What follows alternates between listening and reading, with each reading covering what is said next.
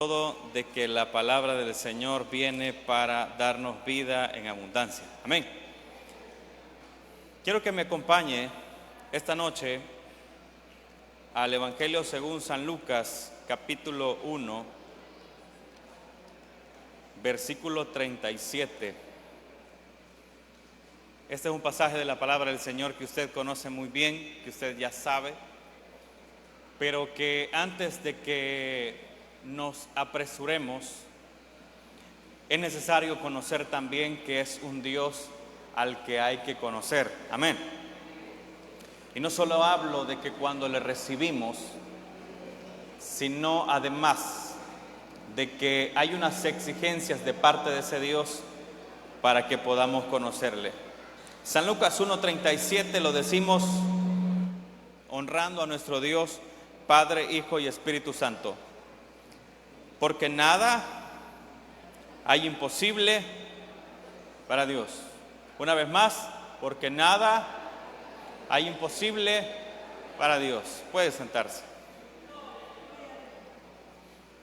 Una de las cosas que se observan en el mundo de hoy es que nos encanta saber que hay una fuerza sobrenatural, que hay un poder celestial.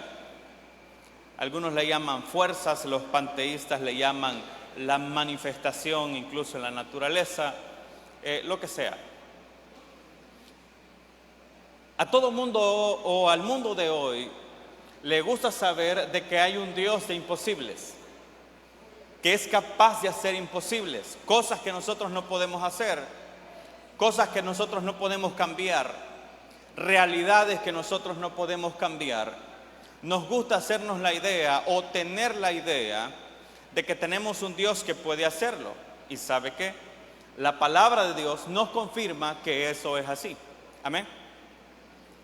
Pero la verdad que está en la palabra de Dios también y que regularmente ignoramos, que ignoramos muchas veces porque pasa desprevenido, que ignoramos muchas veces porque pareciera que a nosotros los predicadores nos cuesta explicar esa verdad, es que la palabra de que Dios dice que no hay imposibles para Dios. Amén. Pero eso es muy diferente a que dijera, Dios puede hacer todo lo que yo le pida. Amén. Son dos cosas muy distintas. O que la palabra de Dios diga que Él va a hacer todo lo que yo le preste atención, o que Dios va a hacer todo lo que yo le exija en una oración, o que Dios va a hacer todo lo que yo me proponga hacer, alcanzar, comprar, adquirir, lo que sea. Son dos términos muy distintos que si usted escucha de parte de alguien basados en este versículo de que Dios va a hacer todo lo que a usted se le antoja, yo le diría, usted está enfrente de un estafador y en cualquier momento usted va a ser estafado. Porque la palabra del Señor nos está aclarando que para Él no hay nada imposible. No para mí. Para Dios no hay imposibles. Y el contexto en el que se dice ese versículo es el ángel anunciando de que María va a concebir del Espíritu Santo. Amén. Y la segunda explicación que aparece de parte del ángel es que Elizabeth, en su estado de vejez, que se creía que era estéril, va a quedar embarazada de Juan el Bautista. Que los dos casos son estrictamente el propósito de Dios. No hubo una oración de María pidiendo quedar embarazada de un Mesías. No hubo una oración de Elizabeth pidiendo específicamente ser la madre de un siervo de Dios. Es decir, que en los dos casos, en el contexto de esta frase, lo que se está cumpliendo es el propósito de Dios. Diga conmigo, el propósito de Dios. El propósito de Dios. El domingo hablábamos en una de las predicaciones que teníamos con los hermanos que normalmente se nos ha enseñado que las cosas difíciles, que las cosas malas, que las cosas que nos entristecen pueden cambiar, y esta es una hebra bien delgada y difícil de cortar.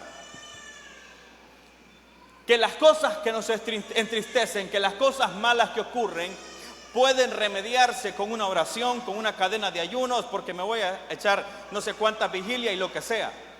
La mayoría de sacrificios, escuche esto, que presentamos delante de Dios, y en el momento de crisis, cuando nos acercamos a Dios para buscar una respuesta de Dios, regularmente tienen el propósito de transformar tu corazón al propósito de Dios. Normalmente tienen el propósito bíblicamente de que nuestro corazón de piedra sea quebrantado para acercarnos a Dios. Y que al acercarnos a Dios, en nuestro corazón podamos comprender y recibir cuál es la voluntad de Dios en ese proceso, que muchas veces va a terminar o va a concluir con que nuestra petición coincidía con el propósito de Dios. Pero en algunos casos va a ocurrir de que nuestras oraciones no estaban conforme al propósito de Dios. ¿Y sabes qué? Al acercarte a Dios en ese escenario, al mantenerte cerca de Dios, al buscarla en la oración que mencioné, en el ayuno que mencioné, en la vigilia que mencioné, en las disciplinas diferentes que puede aplicar algún cristiano para acercarse a Dios, lo que vas a conseguir de que tu corazón va a estar en paz, de que tu corazón va a estar amarrado de Dios, va a estar agarrado de Dios, si la respuesta de Dios es sí y si la respuesta de Dios es no. Amén, hermano. A mí me gusta entender, hermanos, la palabra del Señor, no solamente en términos de salvación, sino en términos de que Dios está a cargo de la completa realidad de nuestra vida. Amén. Y lo que nos menciona este versículo es más o menos el escenario correcto de cómo debemos de buscar a Dios. Y se lo voy a resumir en estas palabras. Nuestras peticiones vamos a elevarlas a Dios sometidas a la voluntad de Dios. Oiga esto, nuestras peticiones vamos a elevarlas a Dios sometidas a la voluntad de Dios. Y vamos a acercarnos a Dios de la manera que a Él le agrada. Y vamos a presentarnos delante de Dios de la manera que a Él le agrada. Y alguien me dirá, pero qué exigente se oye eso, pero qué complicado se oye eso. Claro, por supuesto que es complicado. Y déjeme decirle que lo mejor que podemos hacer es prestarle atención a eso que suena complicado. Porque en el antiguo tiempo también hubieron unos que se acercaron a Dios como Dios no lo pidió. ¿Quieres saber cuál fue el resultado? Los primeros están allá en el Antiguo Testamento. El libro de Levíticos, capítulo 10, los hijos de Aarón y el famoso fuego extraño. La palabra del Señor habla de que los hijos de Aarón vinieron, prepararon el altar, y dice la palabra del Señor específicamente con estas exactas palabras, que levantaron un fuego, un sacrificio, una ofrenda a Dios que Dios no pidió. En los esfuerzos de acercarnos a Dios podemos cometer errores, claro que podemos cometerlo. ¿Qué fue el mal procedimiento que hicieron? No sé. Pero de lo que habla en los siguientes versículos más adelante, la advertencia de Dios a su padre Aarón fue la siguiente: hey, Aarón, de aquí en adelante, tus hijos se van a presentar al altar sin consumir sidra, es decir, unas bebidas embriagantes en aquel tiempo. Porque Dios necesitaba integridad en el altar. Amén, hermano. Integridad, claridad, santidad en el altar. Esa fue la exigencia de Dios, porque posiblemente sus hijos no estaban en ese estándar. Ellos eran representantes de Dios en ese momento. Ellos se encargaban de presentar al pueblo o de representar al pueblo delante de Dios, y ellos estaban contaminados. Posiblemente en el pueblo había gente más limpia que ellos. Entonces Dios dice: hey, hasta aquí. Hay otro caso de equivocarnos, o de uno de los ejemplos de equivocaciones al acercarse a Dios, y es el caso de Saúl con la divina de Endor, o en la bruja de Endor. Saúl sabe que está lejos de Dios. Saúl sabe que se ha apartado de Dios. Y lo peor de todo, Saúl sabe que Dios se ha apartado de él. Entonces va en su desesperación, recurre al pecado de adivinación, que era uno de los pecados más abominables, específicamente dictaminados en la ley. Y aquel hombre consulta, y en aquella consulta se da cuenta de la cosa que más temía. Dios lo había despojado del reino. Esas fueron las palabras de Samuel al volver. Y le dice: tu compañero David va a asumir el trono y mañana mismo vas a estar conmigo. O sea, está hablando con el espíritu de Samuel. Samuel ya está muerto hace tiempo. Y cuando aquel lo llama a través de la bruja, a ese espíritu, hay una conjetura ahí teológica bastante complicada, pero no nos vamos a meter a eso. Resulta de que el error de Samuel, en la desesperación de estar apartado de Dios, ¿sabe a qué me recuerda esto? Al mundo de hoy. Un mundo que se ha apartado de Dios completamente, que no respeta la ley de Dios, que le ignora todos los días, pero aún así insinúa poder glorificar a Dios con las cosas que hace. Aún así esperan de tener el beneplácito de Dios en sus peticiones. ¿Cómo es posible que yo pueda predicarle al mundo de hoy? Dios va a escuchar tus peticiones y el corazón de la gente está convertido a la maldad. La palabra del Señor me habla del carácter de los hombres de los últimos tiempos, y nos habla de avaros, traidores, malagradecidos, mal portados con los padres, aborrecedores de Dios, aborrecedores de lo bueno. Nos habla una descripción del carácter de los últimos tiempos. ¿Cómo es posible que alguien venga a insinuar que Dios simplemente está dispuesto, como que si fuera el genio de la lámpara, a hacer todos nuestros caprichos? Hay una exigencia de parte de Dios, que aquellos que buscan a Dios crean que le hay, pero no solamente para bendecirlo, sino para obedecer su palabra, para creer en su palabra y para ponerla por obra. Bendito el nombre del Señor.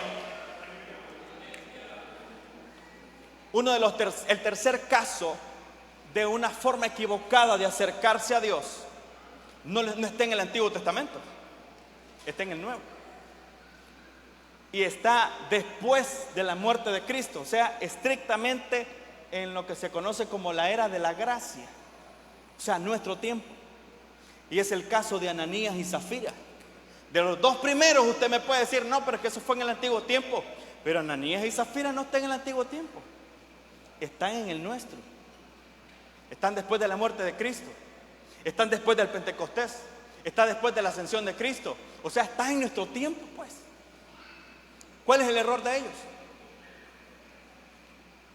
Algo fácil, algo sencillo, y se ha comentado muchas veces.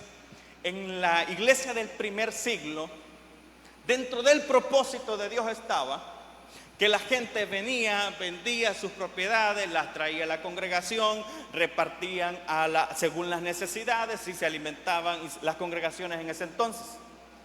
¿Cuál era el propósito de Dios en eso? Pocos años después se va a desatar una terrible persecución con la caída de Jerusalén, allá por el año 70. Y los hermanos todos tienen que huir. Al no tener arraigo, eso es lo que explican algunos teólogos, al no tener un arraigo, es decir, nada que me amarre a quedarme, ellos salieron, se fueron simplemente para salvar su vida. Pero la palabra del Señor en el libro de los Hechos nos dice que cuando iban predicando, y eso detonó, o sea, generó una explosión de avivamiento, de que por todos los lugares donde se expandió esa gente, se expandió el evangelio. Entonces hubo propósito de Dios, que para aquellas personas que se habían acomodado en Jerusalén y que se habían quedado tranquilas, y que se iba a convertir otra vez ese centro de adoración, como quien dice: aquí solo Dios solamente se manifiesta en Jerusalén. ¡Bum! Explotó. Pero con toda esa gente que salió, el evangelio se expandió al norte de África, a la zona sur de Europa y más al centro de Asia. Había propósito de Dios también en eso.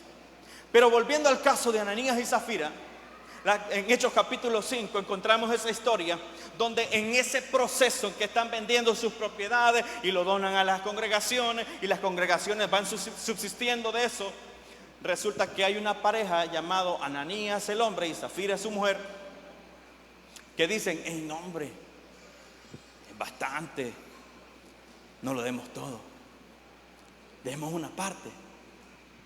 Se lo estoy parafraseando. Y dice que estuvieron de acuerdo y llevaron. Y el error está en qué? En que al llegar donde están los apóstoles, donde está Pedro, le dicen: aquí está lo de la heredad que vendimos. Y la palabra del Señor habla en ese momento a Pedro, le revela todo, y aquí le dice: señores, la heredad era de ustedes, la propiedad era de ustedes. Si decidían quedársela, no había problema. Si lo vendían y decidían quedárselo todo, no había problema. Pero ustedes han mentido. Y mintieron no a mí, dice el apóstol Pedro, han mentido al Espíritu Santo. Y en ese momento mueren. ¿Cuál es la enseñanza de esto? ¿Qué puedo aprender yo de Ananías y Zafira? Alguien dirá: pues entonces, ¿llevamos o no llevamos? ¿Ofrendamos o no ofrendamos? Óigame, la palabra del Señor nos está enseñando que antes de que tu ofrenda sea monetaria, tu ofrenda tiene que ser tu corazón, tu sinceridad delante de Dios.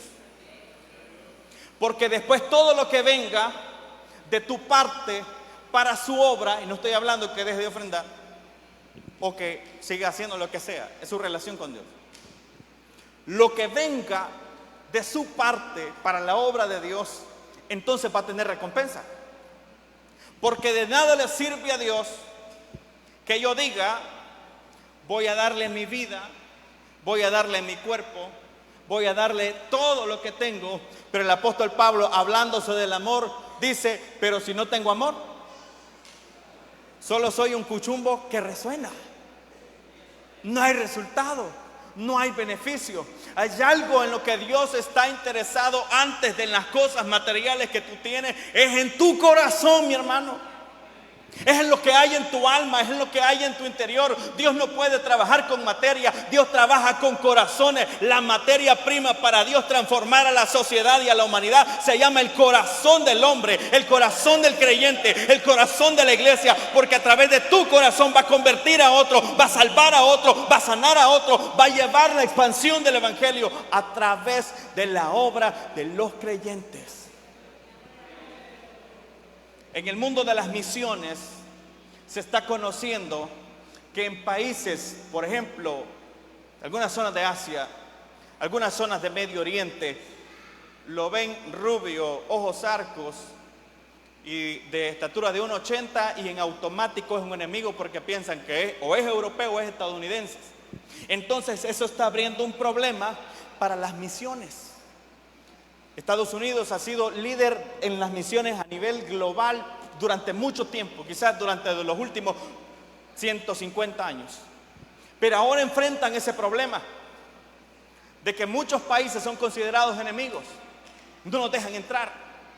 Entonces, ¿qué están haciendo? Entonces buscan gente autóctona.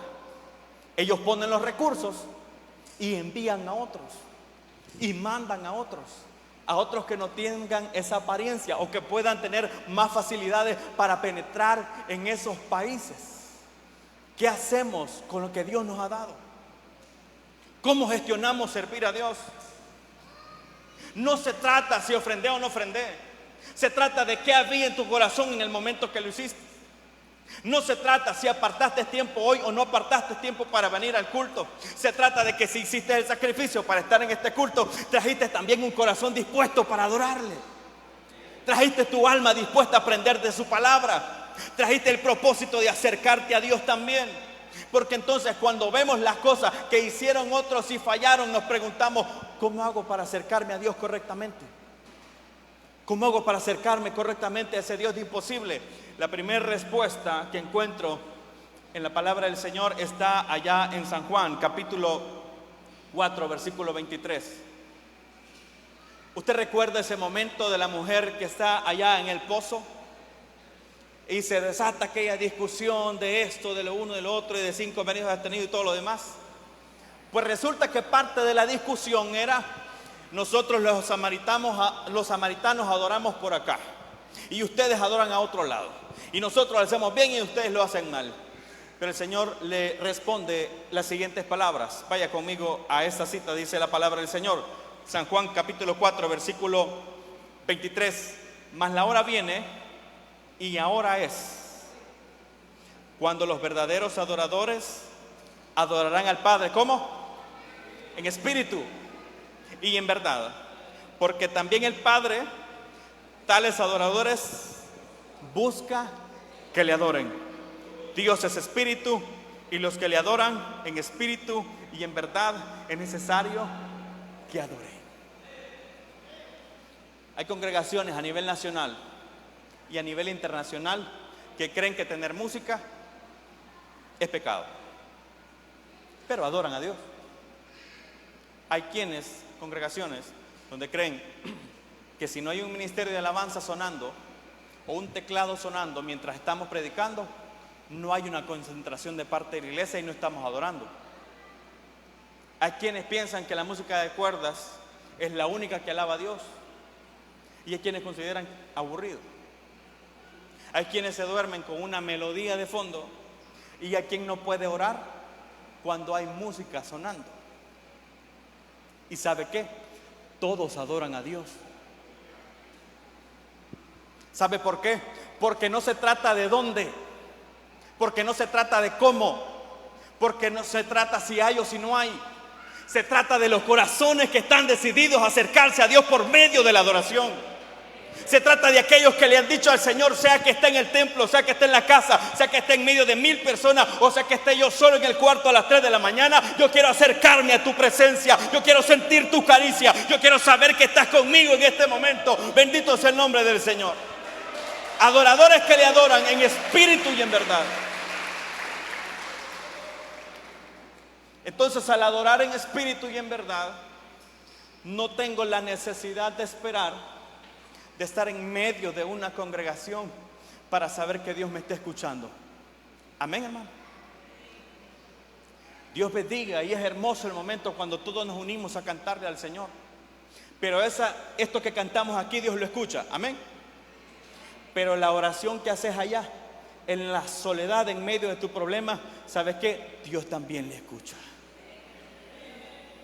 Porque viene la hora, y ahora es, dice el Señor, en que ya no va a ser en este monte, ni va a ser en el otro, ni va a ser allá abajo, ni allá arriba, ni si tienen templo, si no tienen templo. Va a ser ¿desde dónde? Del corazón.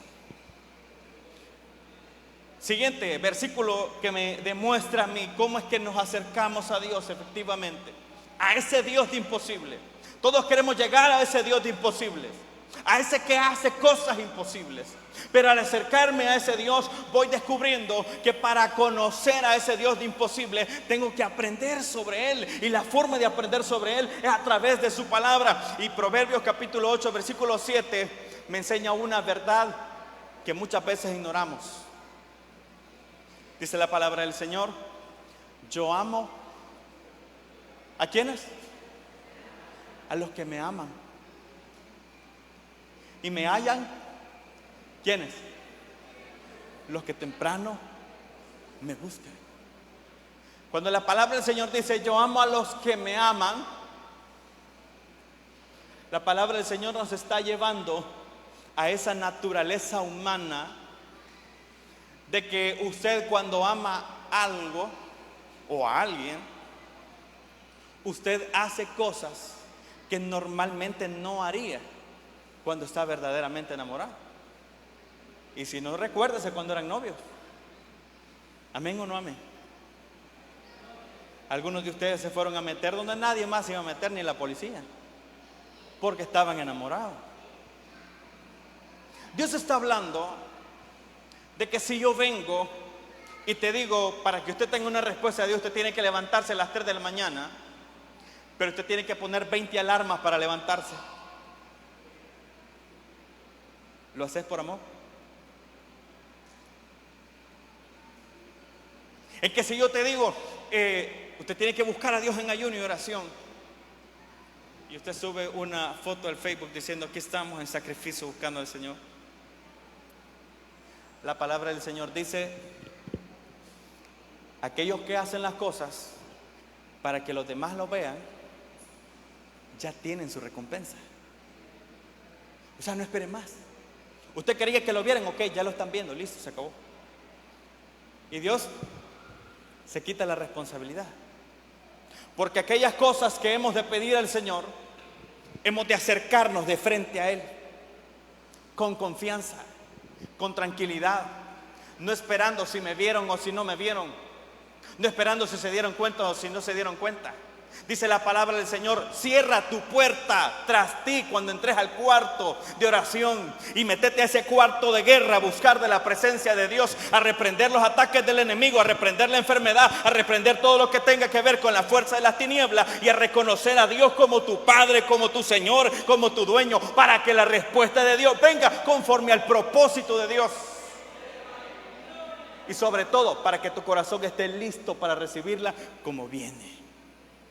Como dije hace un momento, la respuesta de parte de Dios muchas veces van a coincidir con lo que estás pidiendo. Otras veces va a ser distinto y otras veces va a ser que no. Y Él sabe por qué. Amén. ¿Cuánto lo creen así, hermano?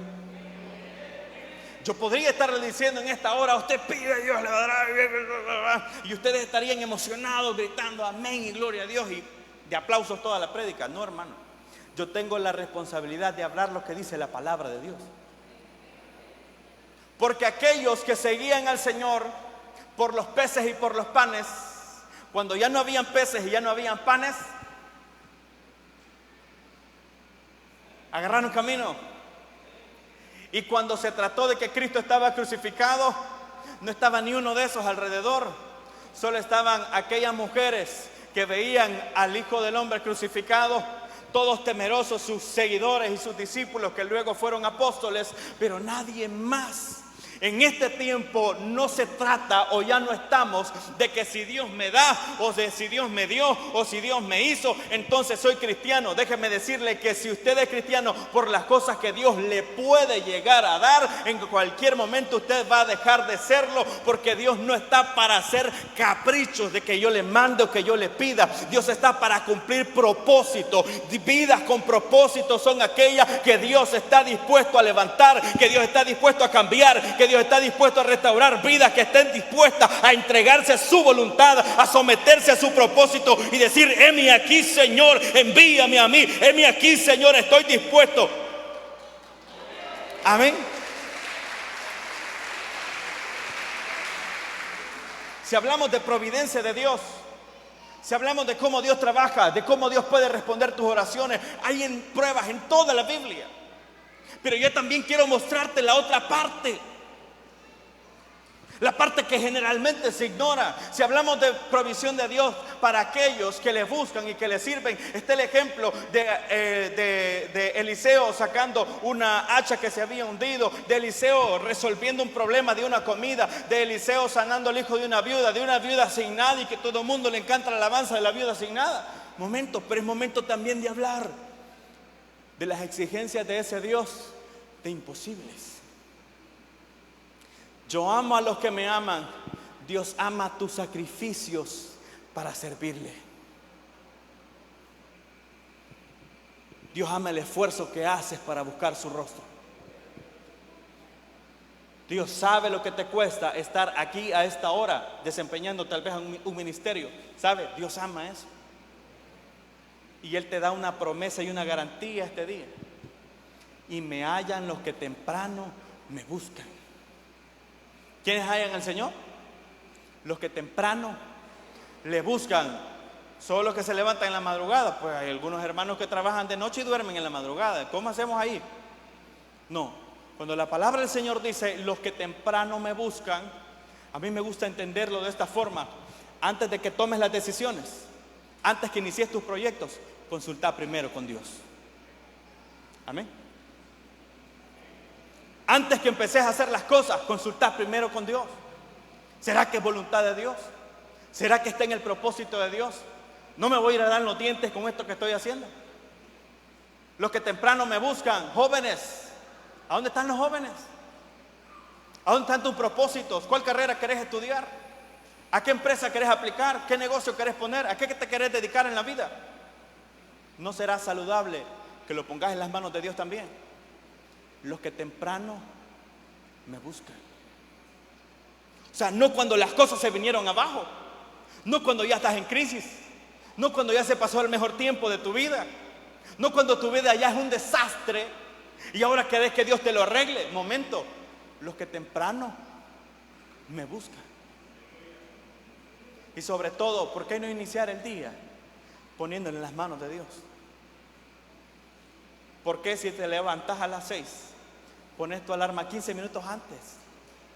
Si para orar puedes orar 1 hora, 2 horas, 3 horas, 4 horas y pasar un día orando. Hay tanto por lo que hay que pedir.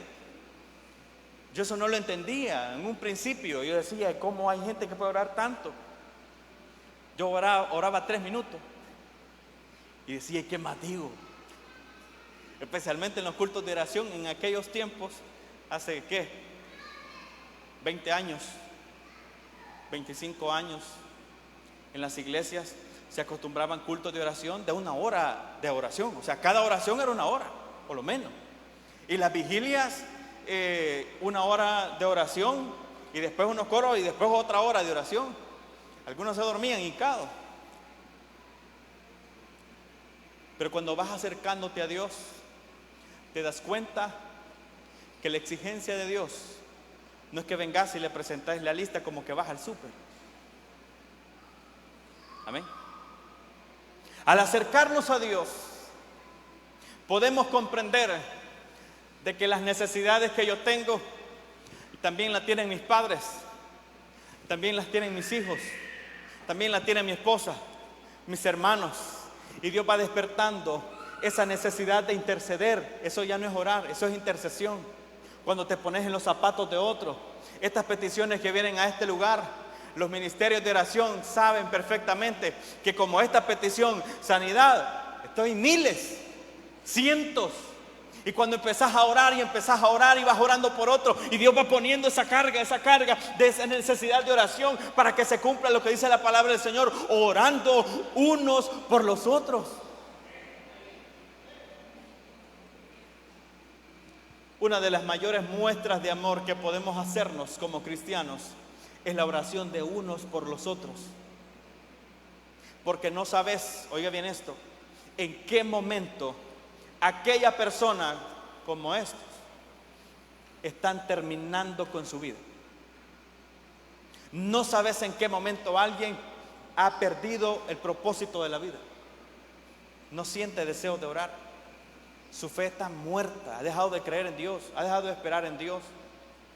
En ese momento necesitas hacer un vallado, necesitas hacer un escudo alrededor de esa persona. Y en tu intercesión y en tu oración, Dios va a escuchar y va a obrar. Posiblemente esa persona nunca sepa que oraste por él. Esa persona nunca se dé cuenta cuántas veces estuviste de rodillas. Pero tú sabrás en tu corazón que Dios respondió tus oraciones. Amén. Yo no sé a cuánto les ha pasado que muchas veces has estado orando por tu familia, nunca se dieron cuenta, pero Dios los trajo a la salvación. Oraste por tus hijos, oraste por tus padres, oraste por tus hermanos, nunca se dieron cuenta, pero hubo alguien que sí se dio cuenta, y ese es el Dios de los cielos, el que escucha las oraciones, el que da una respuesta. Bendito sea el nombre del Señor.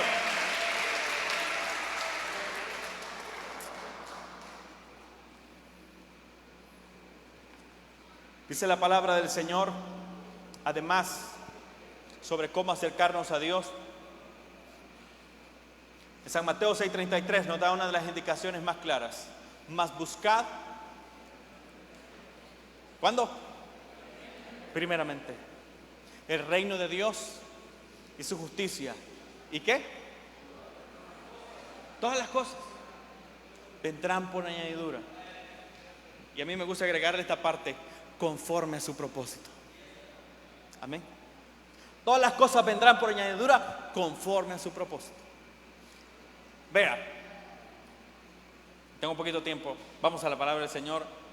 Y en San Mateo 6, versículo 9 al 13, encontramos cuál es la forma correcta de orar al Señor. Y esta usted se la sabe desde cuando tenía no sé cuántos años, quizás algunos de cuando eran niños. Padre nuestro que estás en el cielo, santificado sea su nombre. Venga a nosotros su reino. Haga, Señor, su voluntad, como en el cielo, también en la tierra. El pan nuestro de cada día, dánoslo hoy. Perdona nuestras ofensas, como nosotros perdonamos a quienes nos ofenden. No nos dejes caer o no nos metas en tentación, mas líbranos del mal. Porque tuyo es el reino, por la gloria, por los siglos de los siglos. ¿Ya nos pusimos a pensar qué significa todo eso? ¿Ya nos pusimos a pensar cómo está ordenada esa oración? Si usted presta atención, las primeras palabras son Padre nuestro. Porque normalmente tenemos la idea de que Dios es un anciano de pelo blanco, capataz, bravo, amargado y con un puño de fuego en la mano, dispuesto para lanzarlo. Pero la palabra del Señor me enseña que tenemos que verlo como Padre. ¿Cómo se acerca usted con su Padre? ¿Cómo se acercaría? Con confianza, con tranquilidad. Hubo un error que cometimos en nuestra infancia que me llamó mucho la atención, la forma en que nos corrigió mi papá. Era algo para que nos pegaran una terrible, una travesura terrible que la habíamos cometido mi hermano, yo y otro primo. O sea, eran todos los involucrados. Resulta porque afectaba a otra persona, o sea, afectaba a otra familia. Algo tremendo. Y mi papá tuvo que enfrentarse a la queja y al reclamo serio que tenía la otra familia. Pero esa ocasión, después de la riña con las otras personas y que llegaron a acuerdos y todo, yo dije, hoy sí. ¿Y sabe qué? Mi papá no nos castigó, no nos pegó, solo habló con nosotros. Jamás volvimos a cometer ese error.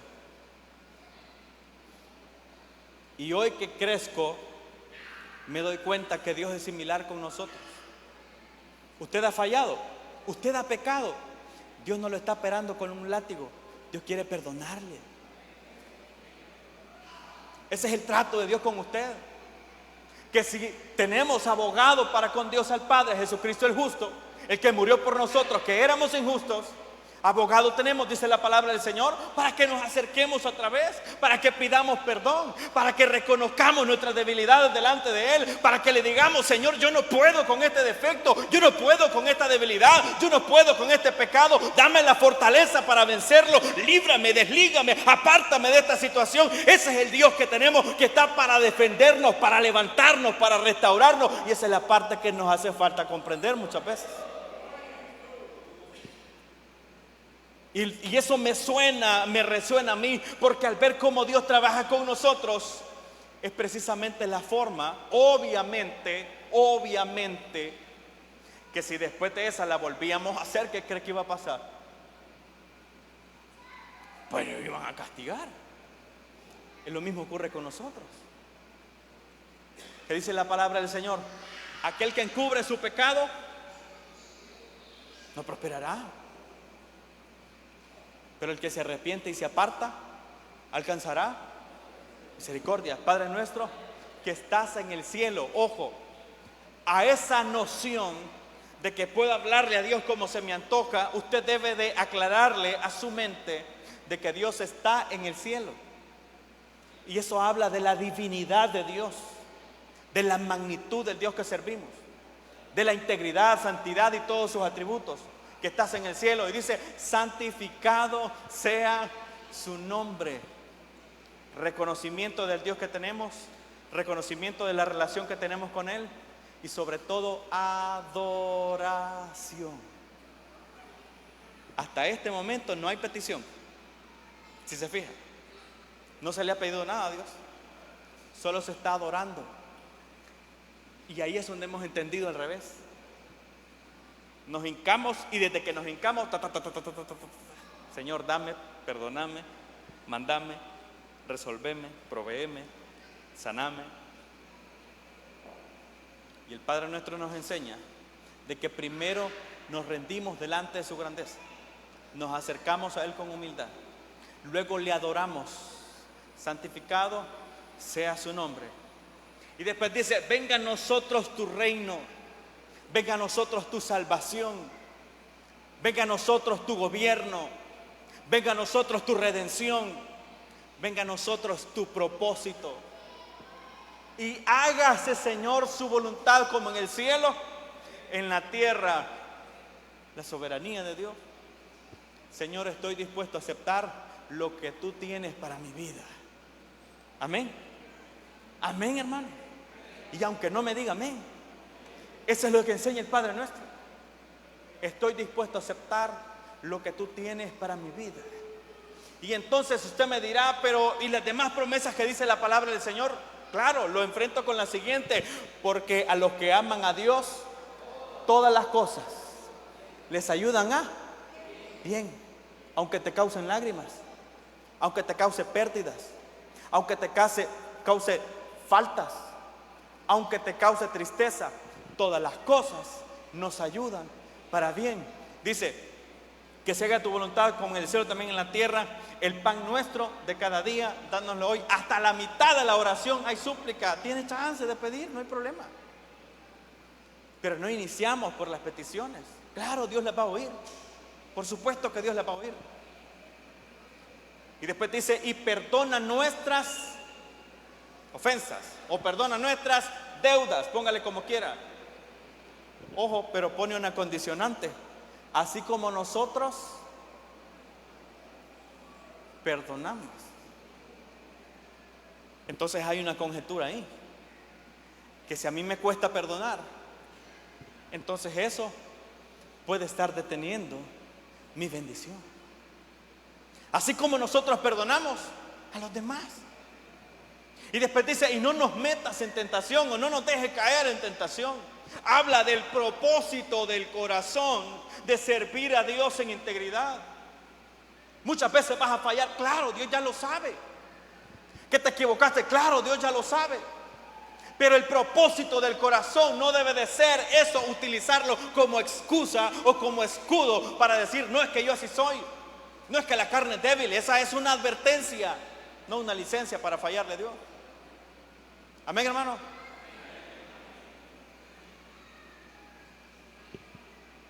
Y además de agregar, más líbranos del mal, dice, porque tuyo es el reino, el poder y la gloria.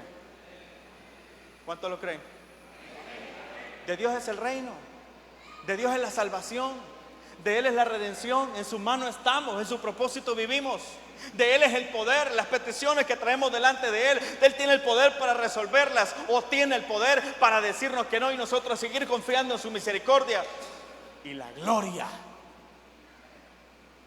esa pertenencia que Dios no comparte con nadie, porque es la única cosa que dice la palabra del Señor, que Él no comparte su gloria con nadie.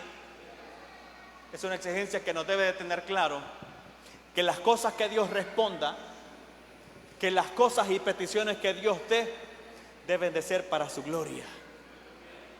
Dios te ha dado un talento, úsalo para su gloria. Dios te ha dado prosperidad, úsala para su gloria. Dios te permite un ministerio, úsalo para su gloria. Dios te ha dado familia, llévalos para su gloria. Dios te ha dado lo que tienes, llévalo para su gloria. Que cada una de las cosas que hacemos sean también para su gloria. Bendito es el nombre del Señor.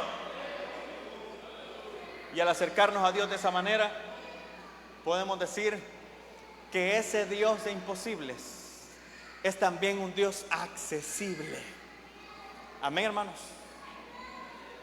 Bajo su voluntad. Hay peticiones de oración,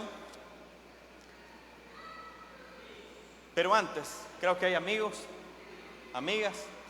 Por aquí veía a la familia de nuestro hermano José, bienvenidos. Yo no sé si han tenido la oportunidad de antes conocer al Señor, y si no, hoy es un buen momento. Los que tienen el propósito, no sé si por este lado me pareció ver a alguien. Si no, vamos a orar.